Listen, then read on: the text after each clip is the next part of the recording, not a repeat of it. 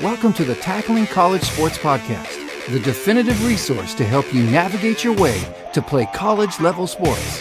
Here are your hosts, Chris Legates and Mark Franco, where they want you, the TCS Nation, to be your best.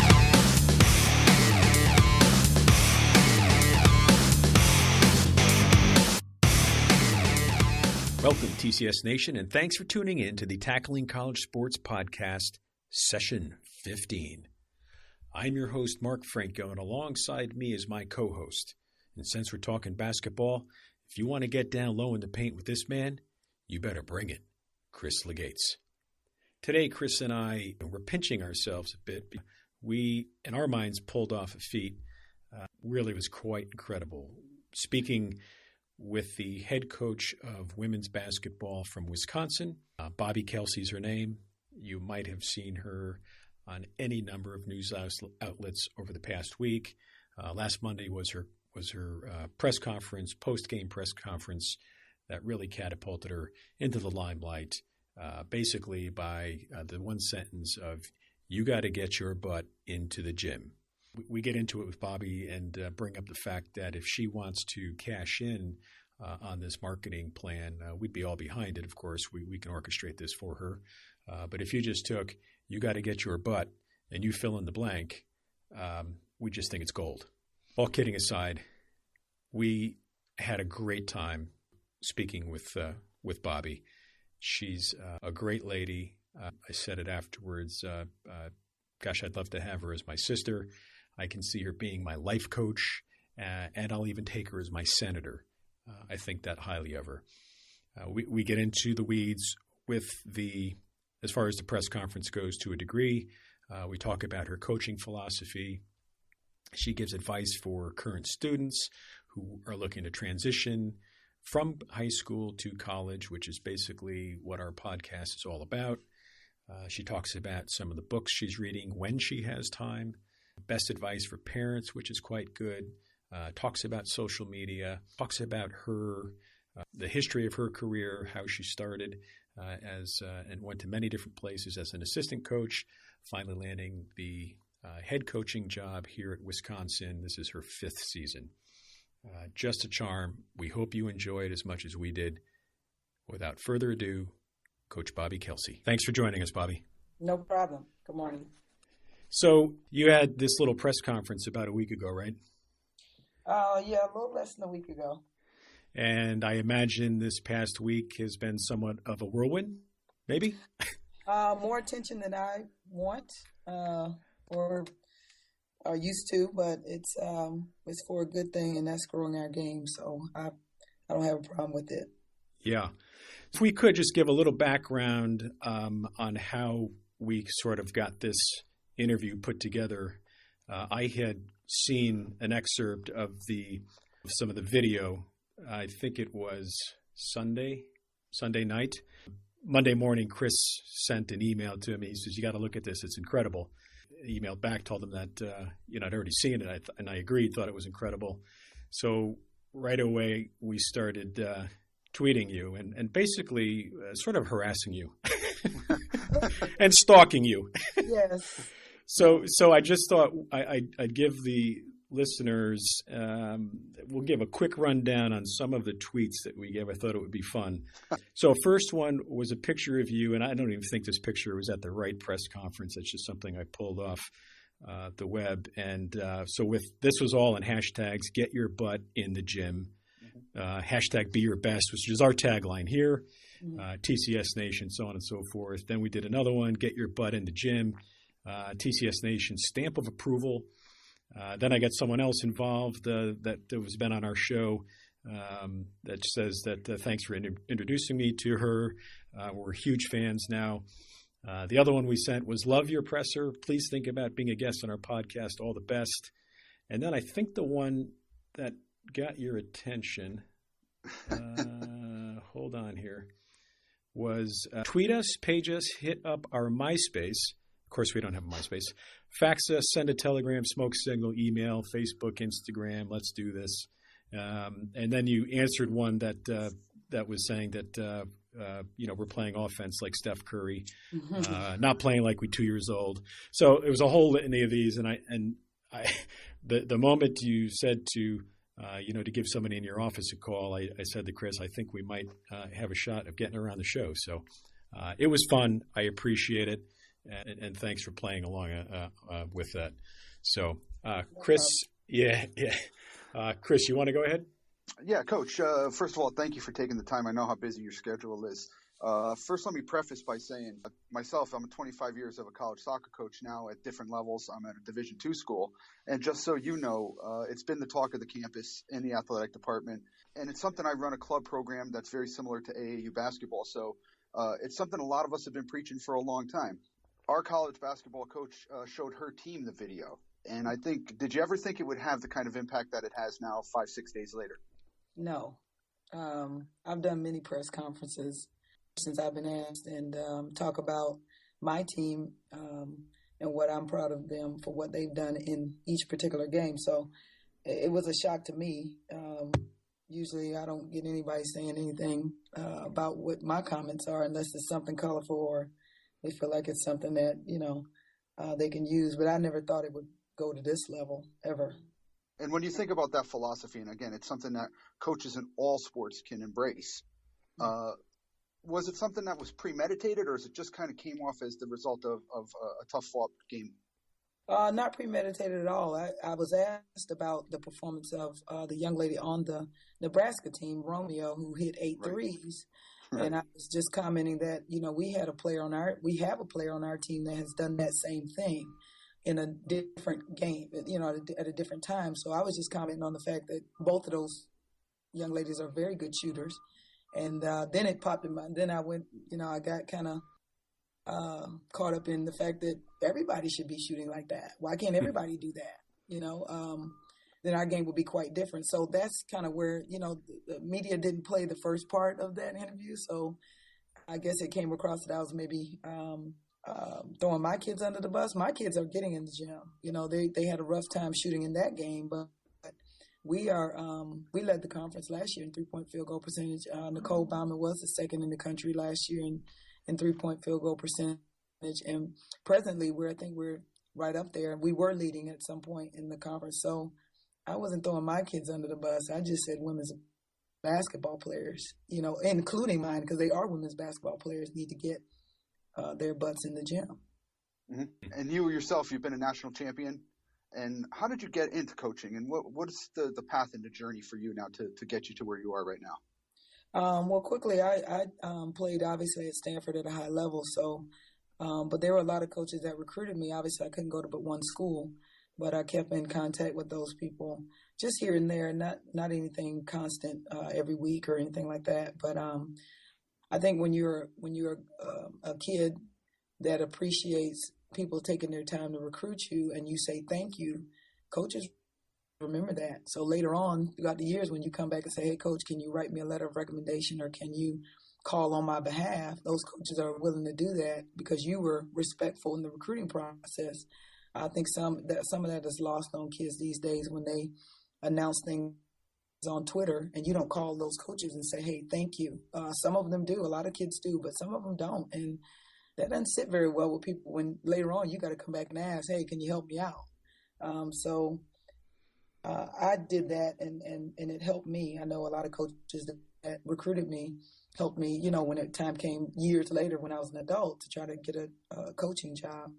A lot of people knew and was ready to endorse my ability to come in as a young assistant and just help their programs. So that's kind of how I got started. And when you look at it now, highest level of college women's basketball in the country, what are some of the things you're looking for in the players that you recruit that maybe you saw in yourself or players that you played with, some years ago? The biggest thing is it's a different group nowadays with the phones. We didn't grow up with the cell phones. I guess I'm aging myself, but I'm glad I didn't grow up with the phone because it's very distracting. It's good, but it's bad too. And I think that what I'm looking for in players are those that don't require all this attention. When you get to college, it's not going to be you getting all the attention like they do in high school. And especially if you're one of the better players, of course you should get the attention. You worked hard. You have a God-given ability. But I appreciate those kids that do it the right way and, give everybody an opportunity to recruit them and honest with people. Hey, I always tell kids, if you want to keep us, if you want to keep us on the list or you don't, tell us either way so we're not wasting our time. Some kids, they take you all the way to the end, knowing good and well they're not coming to your school. So it's kind of frustrating. It is what it is. It's still teenagers. You would like to think parents and coaches would encourage them to be honest with people and to make decisions. And a lot of them do. I'm not saying they don't, but the ones that don't, it makes our job a little harder. And when you get those players that you want, Coach, what's the philosophy of the program? What's your philosophy as a coach, and how does it apply to the kind of athlete and recruit that you get and want? Well, you need kids passionate about the game. You need kids that want to work, that have more questions than answers, as Bo Ryan used to say. He wants kids that are sponges, that are willing to learn and listen and be coachable. These kids have a lot of people in their ears. They have bunny ears, so they listen to everybody. And, everybody has an opinion now. Everybody's a journalist. Everybody's a videographer. Everybody's a newscaster and all these different things because people can give their opinion anonymously or out there in the open, and everybody can do it. So kids listen to everybody except the people that's really got their best interests at heart. Not all of them. Again, there's a lot of kids doing it right, a lot of parents doing it right, a lot of coaches doing it right. But the ones that aren't, it makes it hard. But we're just looking for kids that are hard workers, want to be students of the game. I've asked kids throughout the years, do you watch basketball? Do you watch it? Not for entertainment, to learn. And it's amazing how many don't watch it. So how can you learn the game if you don't watch it? I don't understand that. To be good at anything, you have to do it in different ways. And so we just try to encourage our kids to be students of the game, watch the video, be passionate about it, and be hungry to, improve and come in, leave out different than you came in, better than you came in. Amen to that. Mark. Yeah, great comments. Bobbie, can you tell us what have been some of the toughest challenges in your career over the years? I know this is your fourth season? This is actually my fifth. Going into your fifth season, and prior to that, you came from Stanford?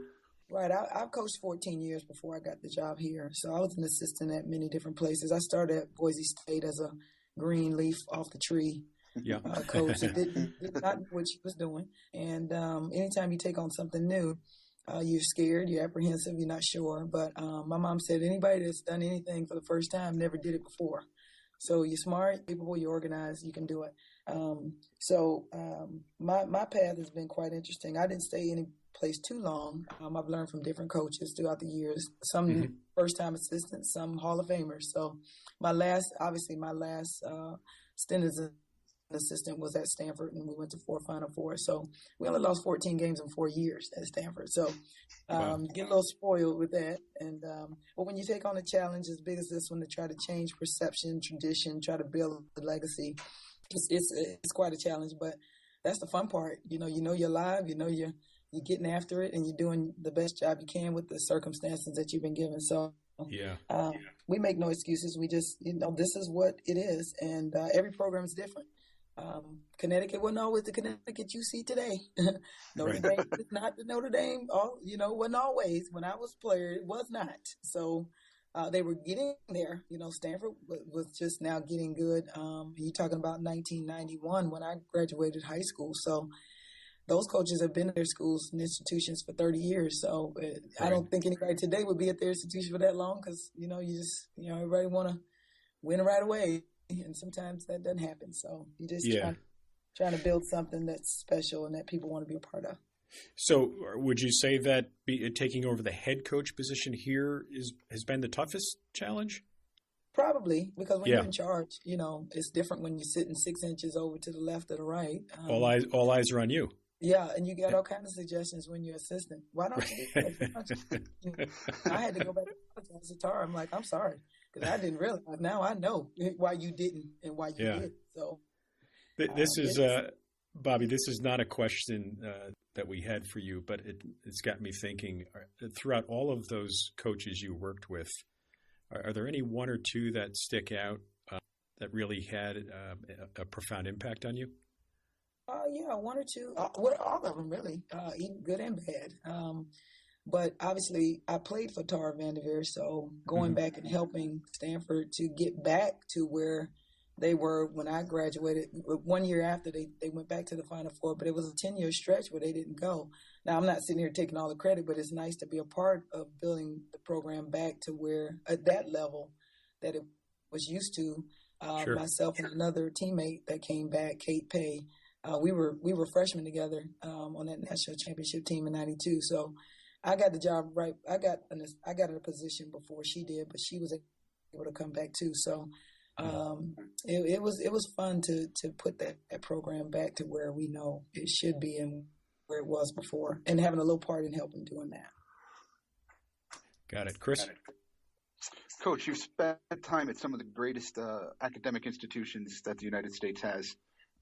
In the recruiting part of it, and as you speak to the financial aspects of it, how is it different when you're talking about those upper echelon schools and having to recruit not only a great student and a great athlete at the same time, but the financial constraints that are put on you as well? Well, at the bigger institutions, you don't really have a lot of financial constraints, to be honest. Stanford's a private institution, so they can spend as much as they want to, and without, any state intervention. Now, here at Wisconsin, obviously, we're a state school, so our parameters to spending is a lot different. But we have a lot of good resources. Coach Alvarez is very generous in what we can do. So it's not necessarily a financial constraint more as it is an academic issue. Stanford, you can't just get a scholarship there. You have to, your transcript precedes your athletic ability. There was a lot of kids that we liked at Stanford when I was an assistant. They could not get in. Same deal here at Wisconsin. People don't know that because they assume just because it's a state institution that we don't have those high standards. I can't speak for others, but I'm glad I was at Stanford before, because when I got here, it was pretty much the same. You cannot just walk in here. We have to see your transcript. And I like that. I think every place should be that way, but we know some places that we've seen some transcripts and we're like, wow, how'd she get in there? But every school's not like that, and more aren't than they are. And it shouldn't be that way, because obviously we want the women can't go make millions of dollars playing their sport. It's only a few, and you can count on one hand how many that is. So they have to get their degree. They have to be proactive in their academic success here. And so we really make sure that they know that and understand that. So if there's ever an issue picking between a study table for a test or a final and a practice, you're going to go to that study session. And we've had many kids ask us, hey, Coach, I want to get an A in my class. Can I go and study? And we like, absolutely.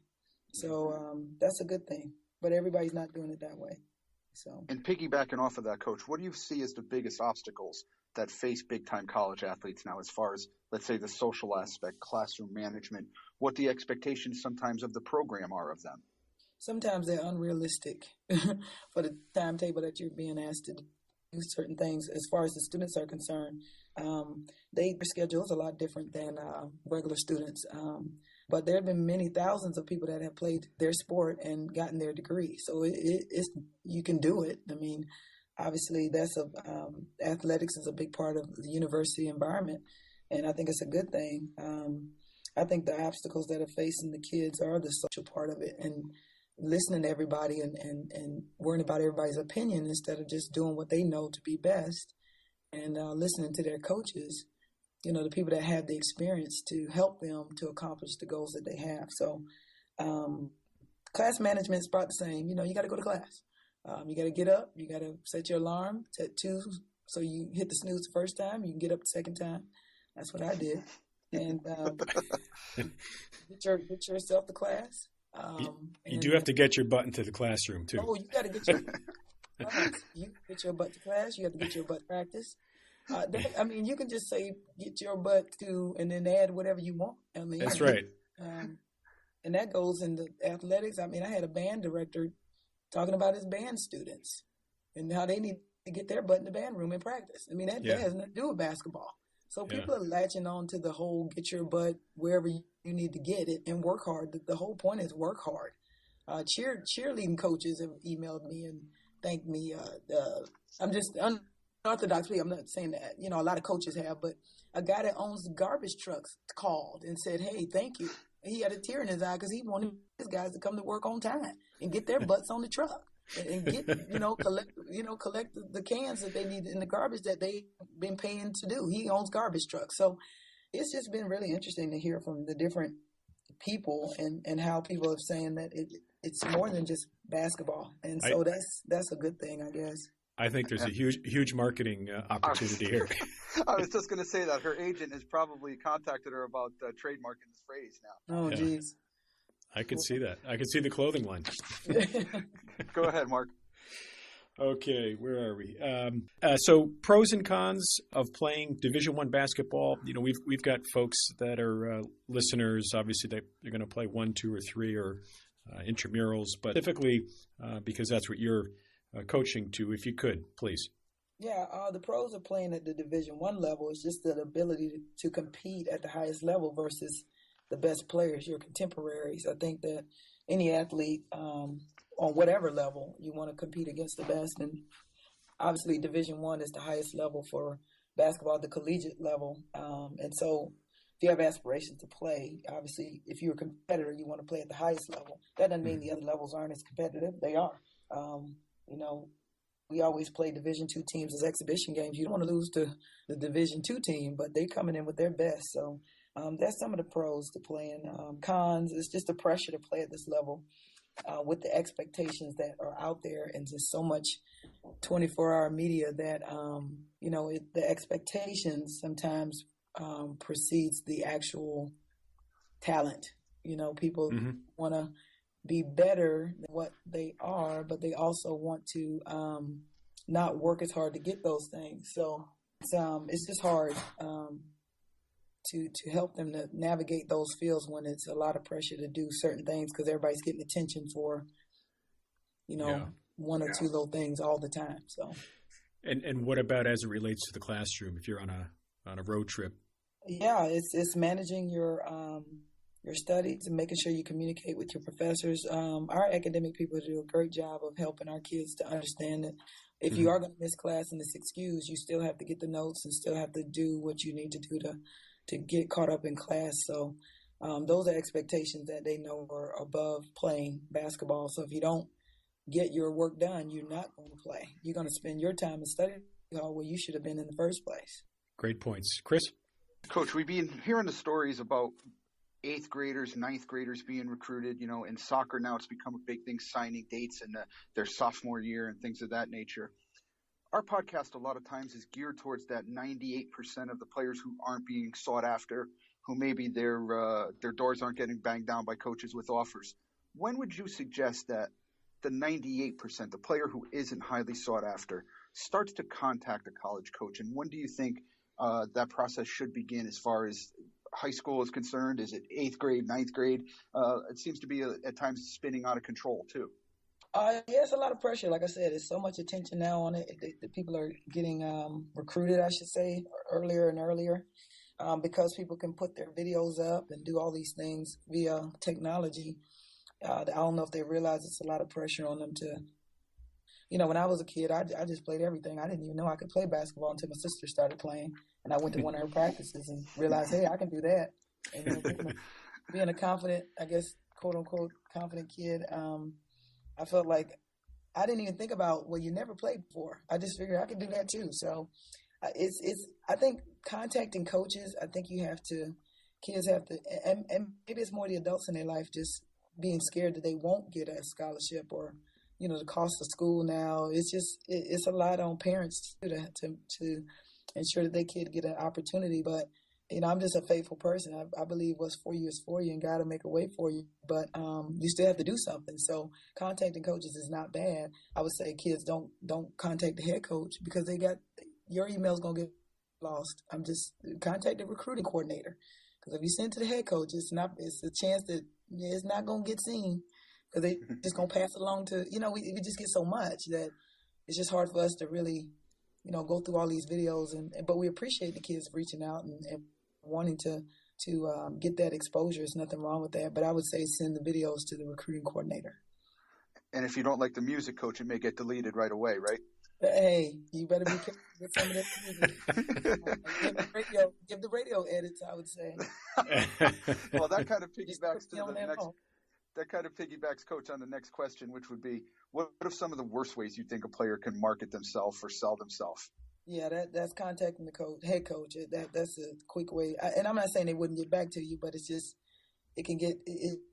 you have more success if you go through one of the assistants initially to get that in. And then if you're really good or they want the coach to see you, they'll get the video to the coach, and then they'll contact your high school coach. So I think another worst way is just being unrealistic. I know some kids, it's really hard you just have to have somebody to say, hey, you can play at this level. I think this is maybe reaching, or this school is maybe a little bit too, you just need somebody to be honest, because we get some videos and I'm just like, whoa,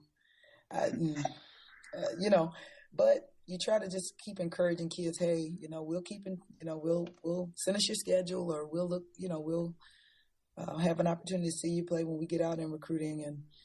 But everybody's not the same. It's not the same. Well, Coach, we move on to the next session. A lot of coaches have folded under this line of questioning that Mark is going to give you. This is the getting to know you section. So I'm going to turn it over to Mark, and good luck with this one, Coach. This is the best. This is the best section, because I know in the past week you've probably talked to a bunch of folks, interviews. I know that these questions weren't asked. Okay. Number one, if we were to search your phone, what would be the top 3 played songs? Oh, I haven't listened to music that much at all. Just to be honest, I've been on this video watching, and because you got a game every 3 days. Right. So if I had to I don't know if I can pick 3 top songs, but I tell you, I've been listening to a lot of uplifting music, considering the skid that we're on. Gospel music fan, so I need all the inspiration I can get at this point. But so it's gospel, been oh yeah. All right. A lot of Lord help us and make it the way,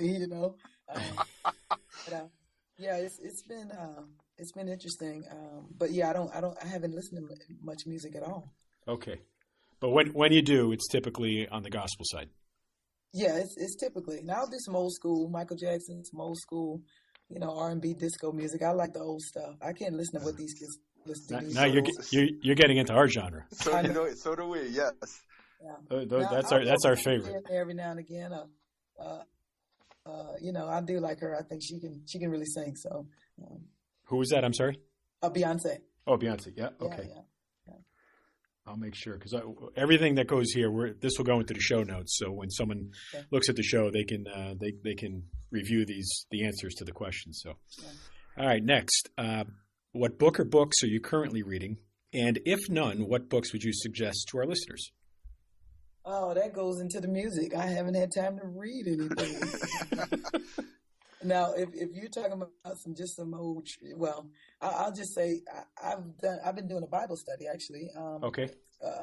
Live abundantly. That's the study of Ephesians. So I've been trying to that's something I do all the time. I try to keep myself in a good place spiritually, just because it's a lot of pressure to do anything well these days, and everybody has an opinion about it. So I'm not currently reading any books, but I have some good ones that I've been given. And if I did read a book, it would probably be something along the lines of a coaching book.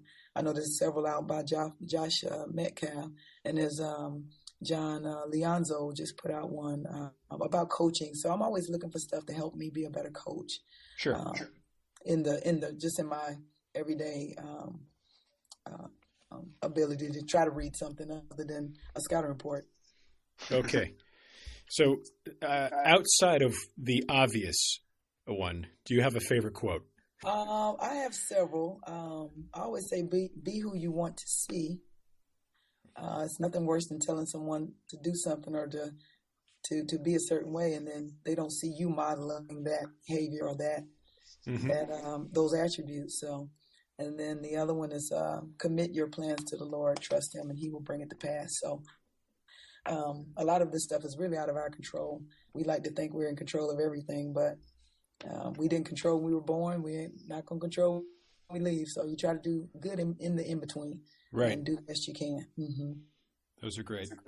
Can you give the listeners a little known fact about yourself? I hope this stays little known, but I think the I number hope of it doesn't. I know the number of listeners you have probably won't. I don't know. I used to suck my thumb as a kid, but I got people wouldn't know that unless they knew me. But So a reformed thumb sucker. yeah, just when things were down, I had to go to the thumb. Yeah. So Well, let's hope they don't cut. Let's hope they don't cut to a shot during one of the games, and you're doing that, Coach. Right? I hope I'm passing that. I really do. Yeah. Okay, last one in the getting to know you section. What web-based sites or tools can you not live without, either on the work side or on the personal side? Web-based tools. Yeah, any websites or tools? I like any site that is going to give me some. I do like Better Basketball. Rick Torbert, he has some good stuff. Read and React. Okay. And then I like actually Radius Athletics. Randy, I forget Randy's last name. He has some good stuff. And then I follow. Oh man, there's some good ones. I've gotten some good tidbits off of Coach Perriman. I think that's his name. I don't want to get it wrong. And then there's another one I can't remember. Just all this is basketball stuff. Okay. There's a couple of good sites. If you look hard enough, you'll find some stuff. There's some good stuff out there. Sure. And that concludes the getting to know you section. Good. You've done well there. I hope so. Yeah. Chris, Coach, go ahead. Yeah, Coach, you handled that better than a lot of them. They failed and folded under that line of questioning before. Oh, well, I try to be quick on my feet. Kind of reeling it back in now. You and I are we played around the same era in college, and we didn't have to deal with social media, Twitter, FaceTime, any of that stuff. But obviously it is very prevalent in today's student athlete. How do you and the university handle social media as it relates to the student athletes? We just try to really educate the kids on what their responsibility is as far as tweeting and Facebooking and all the different things that they do and like to do. It's not a bad thing in and of itself. It's just like anything else, overexposure or overly doing it in any area is not good. So with the social media, I know our athletic department has done a wonderful job of monitoring and also educating. We work with a company, I don't know the name right off the top of my head. We just had a meeting about it, an athletic department-wide meeting about social media, and they really have done a great job of meeting with each team and really kind of putting it out there that this is what you have out there. And some of these posts are, just heinous. The things that these kids say and the words they use in an endearing way. It's nothing endearing about some of these words. Very vulgar. And I would think if your grandmother or somebody you really respected was reading that, would you still put that out there? But I don't think they realize. You might be talking to your friends, but if it's on a public forum, anybody can see it. So that means future employers, they're going to look your name up. Many have not been recruited because of the things they've been tweeting. So we just try to educate them as much as possible, let them understand the consequences. You can do what you want, but there's consequences. And you have to be able to live with those if you're going to do whatever you want. There's a lot to that, and there's a lot of truth to that, Coach. This day and age, the student athlete in the recruiting process is different. A lot of times you deal with parents who may act as the player's agent in some ways. What would be the best piece of advice you have for parents in the recruiting process, even in the development of their student athlete? Oh, that's a good one.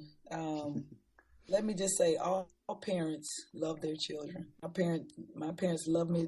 They'll go to the fire if someone tried to do anything to me. I remember as a young person, if I was being mistreated in any way and they saw that, it was too bad for the other person. But when I was wrong, they got my butt. And I think sometimes, I see this a lot. Parents don't think their kid is the problem. I'm not saying it's all them, but again, you can't blame coaches when you don't get something. If you want it, you go out there and work for it. And, Not all parents. Some parents have let me coach their kid, and when they called with the nonsense about coach is too hard on me and this and that and the other, they hung up the phone. I tried it. When I called my parents and Tara's hard and she this and that, and my parents were like, well, are you doing everything the woman's asking you to do? Are you showing up early and staying late? Are you doing these things? I said, yeah, I kind of, I could do more. Okay, well, bye. Bye. See you at Christmas. But you got parents calling and emailing you. They're not going to tell you the whole truth. Little Johnny and little Susie is going to make it up. They're going to say, yes, Mom, I'm doing everything.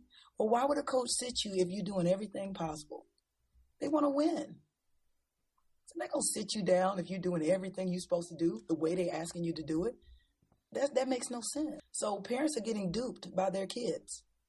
And they're believing them because maybe they think it's a reflection on them, where you can't get into what kids are saying because they don't want to be honest about what they're not doing, because then again, that means I got to work a little harder.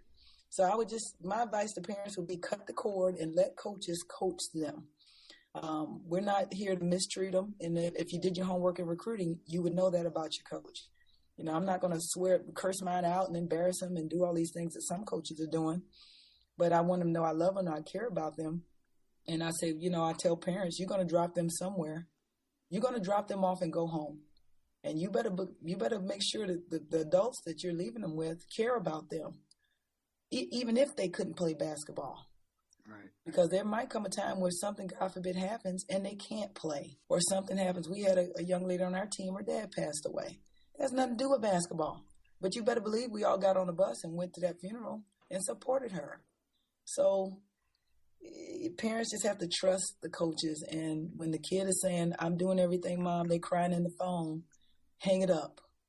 When those coaches are treating them right and helping them to grow up. Because parents are not going to be able to call the boss when they don't get a position in the job and call a corporate boss and say, why my kid not get that? That sounds crazy. But that's what you're doing now.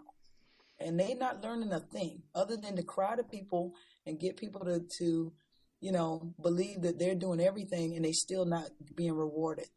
When you do everything, the game will reward you. Coaches won't. The game will. That's a great message, Coach.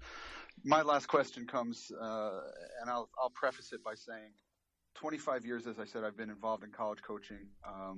Never have I ever showed a video to players like I did with showing yours. And again, I coach and I have an AAU premier program for soccer.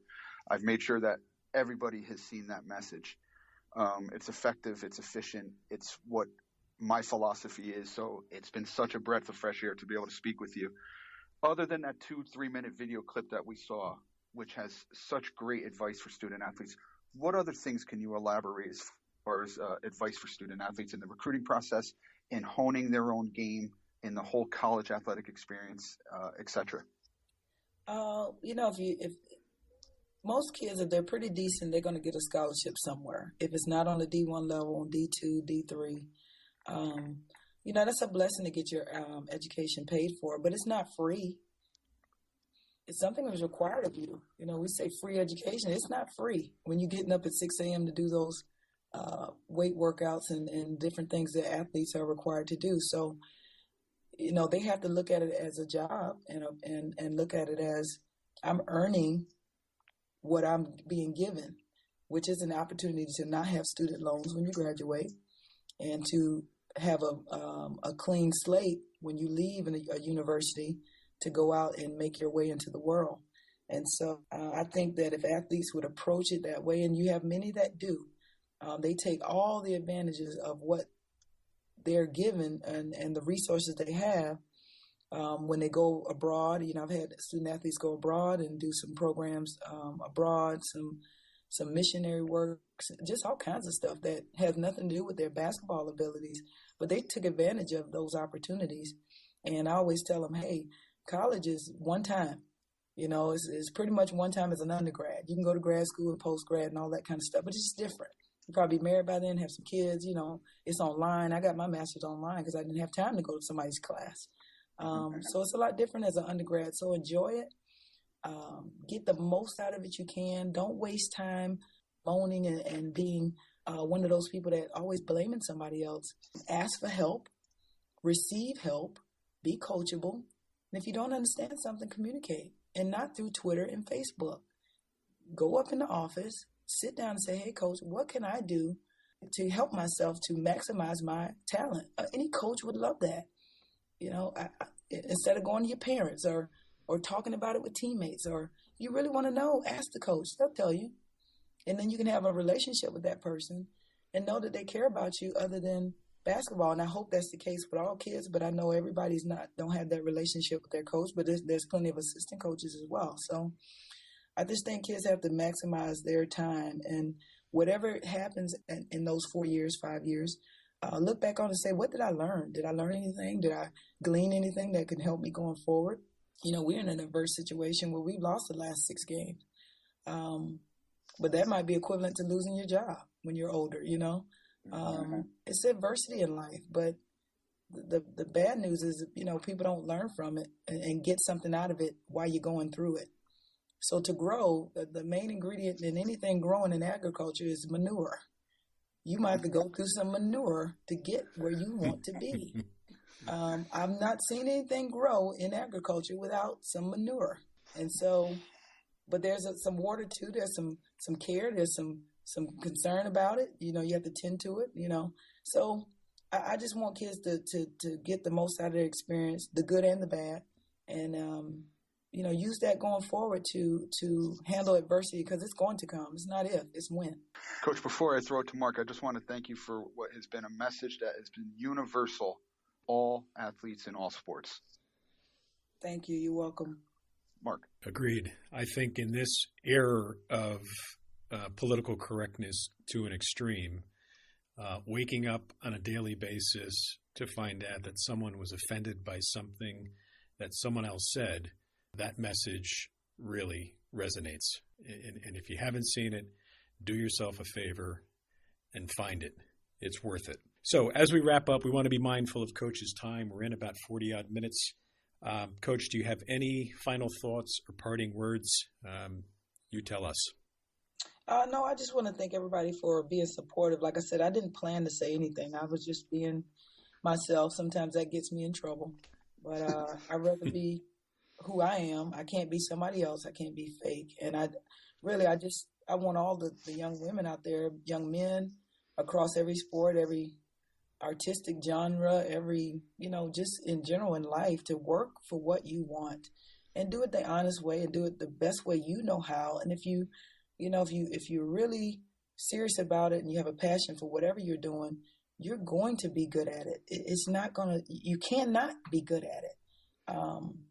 But, you know, just don't let other people and other things control what you have control over, which is your work ethic, your priorities, and your ability to just really go all out for what you want in a constructive, positive way. The future Senator Kelsey. Yeah, I don't know about that. I think it just reminds me. One of the tweets. I think I put to Kelsey for POTUS. Oh, geez. The way his hair grayed, I don't know.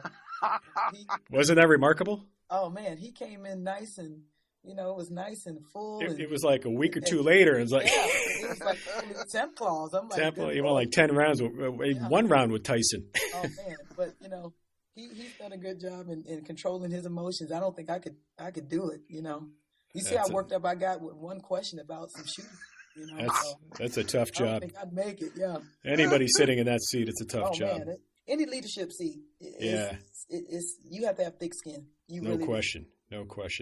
Okay, as we wrap up, how can listeners get in touch with you, Coach? What's the best way? Email, web, or social media accounts? I had to be funny. When I first heard that question, I said, "Don't." Don't get in contact with me. I'm just messing. But my email, you go to badger.com. The email's on there. I try not to give out my phone number, but okay.